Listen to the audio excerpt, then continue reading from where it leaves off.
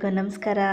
ಸಂಜೆಗೆ ಬಿಸಿ ಬಿಸಿಯಾದ ಟೀ ಜೊತೆಗೆ ಏನಾದರೂ ತಿನ್ನೋಕ್ಕಿದ್ರೆ ಎಷ್ಟು ಚೆನ್ನಾಗಿರುತ್ತೆ ಅಲ್ವಾ. ಇವತ್ತು ತುಂಬ ಟೇಸ್ಟಿಯಾಗಿರೋವಂಥ ಫೇಮಸ್ ಆಗಿರೋವಂಥ ನರ್ಗಿಸ್ ಮಂಡಕ್ಕಿಯನ್ನು ಮಾಡ್ತಾಯಿದ್ದೀನಿ.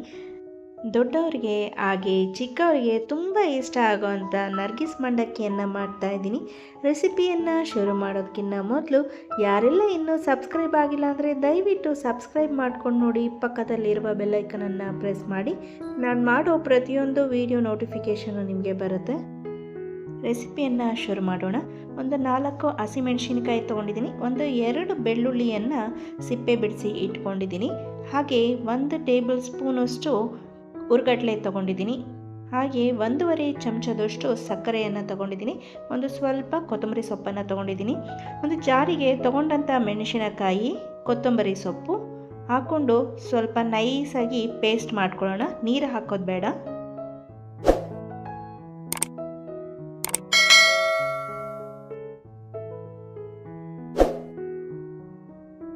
ನೋಡಿ, ಇಷ್ಟು ಪೇಸ್ಟ್ ಮಾಡ್ಕೊಂಡಿದ್ದೀನಿ. ಇನ್ನೂ ನೈಸ್ ಆಗಬೇಕು ಅಂದರೆ ಸ್ವಲ್ಪ ನೀರು ಹಾಕ್ಕೋಬೇಕಾಗತ್ತೆ.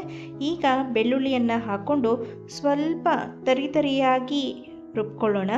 ತುಂಬ ನೈಸಾಗಿ ಬೇಡ, ಸ್ವಲ್ಪ ಮಂಡಕ್ಕಿ ತಿನ್ನಬೇಕಾದ್ರೆ ಬಾಯಿಗೆ ಸಿಗಲಿ ಬೆಳ್ಳುಳ್ಳಿ, ಚೆನ್ನಾಗಿರುತ್ತೆ ಅವಾಗ.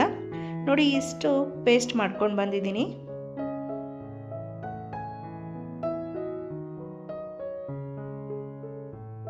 ಹೆಚ್ಚು ಖಾರ ಬೇಕು ಅಂದರೆ ಹಸಿಮೆಣಸಿನಕಾಯಿನ ಹಾಕೋಬೋದು. ನಾನಿಲ್ಲಿ 1/4 kg ಮಂಡಕ್ಕಿದು ಮಾಡ್ತಾಯಿದ್ದೀನಿ, ನರ್ಗಿಸ್ ಮಂಡಕ್ಕಿನ. ಇನ್ನೊಂದು ಜಾರಿಗೆ ನಾವು ತೊಗೊಂಡಂಥ ಹುರ್ಗಡ್ಲೆಯನ್ನು ಹಾಕ್ಕೊಳ್ಳೋಣ. ಅದಕ್ಕೆ ಸಕ್ಕರೆಯನ್ನು ಹಾಕ್ಕೊಳ್ಳೋಣ. ಸ್ವಲ್ಪ ನೈಸ್ ಪೌಡ್ರ್ ಮಾಡ್ಕೊಂಡು ಬರೋಣ ಇದನ್ನು.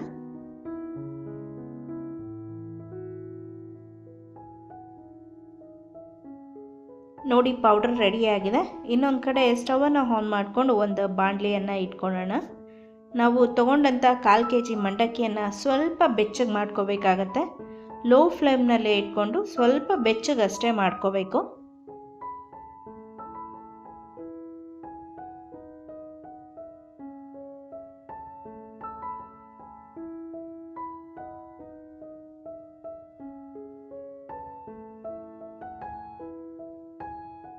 ನೋಡಿ, ನಾವು ಕೈನಲ್ಲಿ ಮುಟ್ಟು ನೋಡಿದಾಗ ಬೆಚ್ಚಗೆ ಅನ್ನಿಸ್ಬೇಕು. ಮಂಡಕ್ಕಿಯನ್ನು ಒಂದು ಬೇರೆ ಪ್ಲೇಟಿಗೆ ತೆಕ್ಕೊಂಡು ಬಾಣಲಿಗೆ 1 ಟೇಬಲ್ ಸ್ಪೂನಷ್ಟು ಎಣ್ಣೆಯನ್ನು ಹಾಕ್ಕೊಳ್ತಾ ಇದ್ದೀನಿ. ಹಾಗೆ ನರ್ಗಿಸ್ ಮಂಡಕ್ಕಿ ಜೊತೆಗೆ 1 ಮೆಣಸಿನಕಾಯಿಯನ್ನು ನೆಂಚ್ಕೊಂಡ್ರೆ ತುಂಬ ಚೆನ್ನಾಗಿರುತ್ತೆ.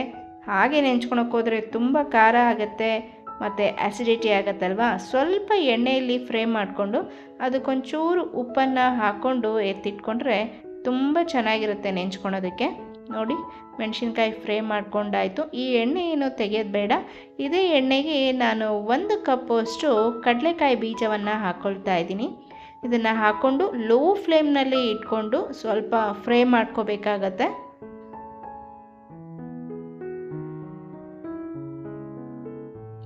ಲೋ ಫ್ಲೇಮ್ನಲ್ಲಿ ಇಟ್ಕೊಂಡು ಫ್ರೈ ಮಾಡೋದ್ರಿಂದ ಕಡಲೆಕಾಯಿ ಬೀಜ ಮಂಡಕ್ಕಿಯಲ್ಲಿ ಚೆನ್ನಾಗಿ ಸಿಗುತ್ತೆ, ಕ್ರಿಸ್ಪಿಯಾಗಿ ಇರುತ್ತೆ. ಎಲ್ಲ ಕಡಲೆ ಬೀಜಗಳನ್ನು ತೆಕ್ಕೊಳ್ತಾ ಇದ್ದೀನಿ. ಈ ಬಣ್ಣ ಇದ್ದರೆ ಸಾಕು, ಕಪ್ಪಗೆ ಮಾಡ್ಕೊಳ್ಳೋದು ಬೇಡ. ಅದೇ ಎಣ್ಣೆಗೆ 1/2 ಕಪ್ಪಷ್ಟು ಹುರ್ಗಡ್ಲೆ ಹಾಕ್ಕೊಂಡು ಫ್ರೈ ಮಾಡ್ಕೊಳ್ತಾ ಇದ್ದೀನಿ. ಇದು ಬೇಗ ಫ್ರೈ ಆಗುತ್ತೆ. ನೋಡಿ, ಎಲ್ಲ ಫ್ರೈ ಆಗಿದೆ. ಅದೇ ಪ್ಲೇಟಿಗೆ ತೆಕ್ಕೊಳ್ತಾ ಇದ್ದೀನಿ. ಈಗ ಅದೇ ಬಾಣಲೆಗೆ ಅಷ್ಟೇ ಎಣ್ಣೆಗೆ 1 ಚಮಚದಷ್ಟು ಸಾಸಿವೆಯನ್ನು ಹಾಕ್ಕೊಳ್ತಾ ಇದ್ದೀನಿ. ಸಾಸಿವೆ ಸಿಡಿದ ನಂತರ 1 ಚಮಚದಷ್ಟು ಜೀರಿಗೆಯನ್ನು ಹಾಕ್ಕೊಳ್ತಾ ಇದ್ದೀನಿ. ಜೀರಿಗೆಯು ಕೂಡ ಸಿಡಿದ ನಂತರ ಸ್ವಲ್ಪ ಕರ್ಬೇವಿನ ಸೊಪ್ಪನ್ನು ಹಾಕ್ಕೊಳ್ತಾ ಇದ್ದೀನಿ.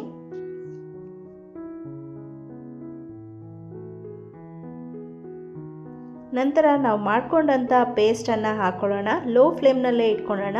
ಹೈ ಫ್ಲೇಮ್ ಆದರೆ ಇದು ತಳ ಹಿಡಿಯೋ ಚಾನ್ಸಸ್ ಇರುತ್ತೆ, ಬೆಳ್ಳುಳ್ಳಿ ಹಾಕಿರ್ತೀವಲ್ಲ, ಹಾಗಾಗಿ ಲೋ ಫ್ಲೇಮ್ನಲ್ಲೇ ಹಸಿ ವಾಸನೆ ಹೋಗೋ ತನಕ ಫ್ರೈ ಮಾಡ್ಕೊಳ್ಳೋಣ.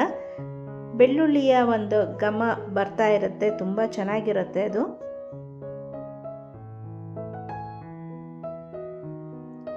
ಒಂದು 2-3 ನಿಮಿಷದ ನಂತರ 1/4 ಟೀ ಸ್ಪೂನಷ್ಟು ಅರಿಶಿಣದ ಪುಡಿಯನ್ನು ಹಾಕ್ಕೊಂಡು ತಿರುಗಿಸ್ಕೊಳ್ಳೋಣ.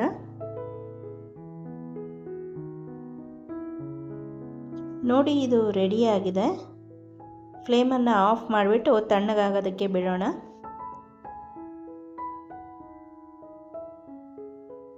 ಮಂಡಕ್ಕಿಗೆ ನಾವು ಫ್ರೈ ಮಾಡ್ಕೊಂಡಂಥ ಕಡಲೆಕಾಯಿ ಬೀಜ ಹುರ್ಗಡ್ಲೆಯನ್ನು ಹಾಕ್ಕೊಳ್ಳೋಣ.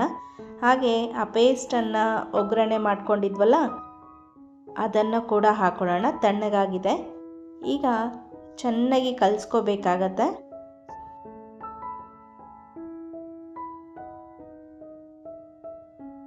ನನ್ನೆಲ್ಲ ರೆಸಿಪಿಗಳನ್ನ ನಿಮ್ಮ ಫ್ಯಾಮಿಲಿಯೊಟ್ಟಿಗೆ ಫ್ರೆಂಡ್ಸೊಟ್ಟಿಗೆ ಶೇರ್ ಮಾಡಿ. ನೀವು ಕೂಡ ಟ್ರೈ ಮಾಡಿ. ಹೇಗಾಗಿತ್ತು ಅಂತ ಕಮೆಂಟ್ ಮಾಡಿ. ವಿಡಿಯೋನ ಸ್ಕಿಪ್ ಮಾಡ್ದಲೇ ಪೂರ್ತಿಯಾಗಿ ನೋಡಿದ್ರೆ ರೆಸಿಪಿ ಗೊತ್ತಾಗುತ್ತೆ. ನೋಡಿ, ಎಲ್ಲ ಕಲಿಸ್ಕೊಂಡ ನಂತರ ನಾವು ಮಾಡಿಟ್ಕೊಂಡಂಥ ಕಡಲೆ ಪುಡಿಯನ್ನು ಹಾಕ್ಕೊಳ್ಳೋಣ. ಅಷ್ಟು ಹಾಕ್ಕೊಳ್ಳೋದು ಬೇಡ, ಎಷ್ಟು ಬೇಕೋ ಅಷ್ಟು ಪ್ರಮಾಣದಲ್ಲಿ ಮಾತ್ರ ಹಾಕ್ಕೋಬೇಕಾಗತ್ತೆ. ನೋಡಿ, ನಾನು ಒಂದು ಅರ್ಧ ಕಪ್ಪನ್ನು ಹಾಕ್ಕೊಂಡು ಇನ್ನು ಅರ್ಧ ಕಪ್ಪು ಹಾಗೆ ಇಟ್ಕೊಂಡಿದ್ದೀನಿ. ಇನ್ನೊಂದು ಸರಿ ಮಾಡ್ಕೊಳ್ಳುವಾಗ ಉಪಯೋಗಕ್ಕೆ ಬರುತ್ತೆ ಅದು. ಹಾಗೆ ಸ್ವಲ್ಪ ರುಚಿಗೆ ತಕ್ಕಷ್ಟು ಉಪ್ಪನ್ನು ಹಾಕ್ಕೊಳ್ತಾ ಇದ್ದೀನಿ.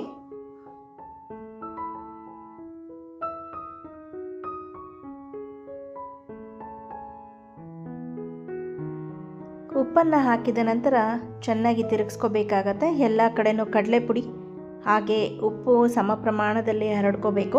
ಒಂದು ಕಡೆ ಹೆಚ್ಚು ಒಂದು ಕಡೆ ಕಡಿಮೆ ಆಗಬಾರ್ದು. ನಂತರ ಒಂದು ಸ್ವಲ್ಪ ಕೊತ್ತಂಬರಿ ಸೊಪ್ಪನ್ನು ಹಾಕಿ ಸರ್ವಿಂಗ್ ಪ್ಲೇಟಿಗೆ ಸರ್ವ್ ಮಾಡೋಣ ಬಿಸಿ ಬಿಸಿ ಟೀ ಜೊತೆಲಿ. ಸ್ವಲ್ಪ ಸಣ್ಣದಾಗಿ ಹೆಚ್ಕೊಂಡಂಥ ಈರುಳ್ಳಿ, ಸಣ್ಣದಾಗಿ ಹೆಚ್ಕೊಂಡಂಥ ಟೊಮೊಟೊ ಹಾಕ್ಕೊಂಡು ತಿಂದರೆ ಇನ್ನೂ ಸೂಪರಾಗಿರುತ್ತೆ. ನಾವು ಫ್ರೈ ಮಾಡಿರೋ ಹಸಿಮೆಣಸಿನಕಾಯಿ ಜೊತೆಗೆ ತಿಂದರೆ ಖಾರವಾಗಿ ತುಂಬ ಚೆನ್ನಾಗಿರುತ್ತೆ. ಖಂಡಿತವಾಗ್ಲೂ ನಿಮಗೆಲ್ಲ ಈ ರೆಸಿಪಿ ಇಷ್ಟ ಆಗಿದೆ ಅಂತ ಅಂದ್ಕೊಂಡು ನಾನು ಇಲ್ಲೇ ರೆಸಿಪಿ ಬ್ಲಾಗ್ನ ಮುಗಿಸ್ತಾ ಇದ್ದೀನಿ. ಮತ್ತೊಂದು ಹೊಸ ರೆಸಿಪಿಯೊಂದಿಗೆ ಸಿಗ್ತೀನಿ.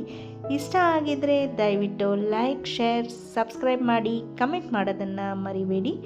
ಧನ್ಯವಾದಗಳು.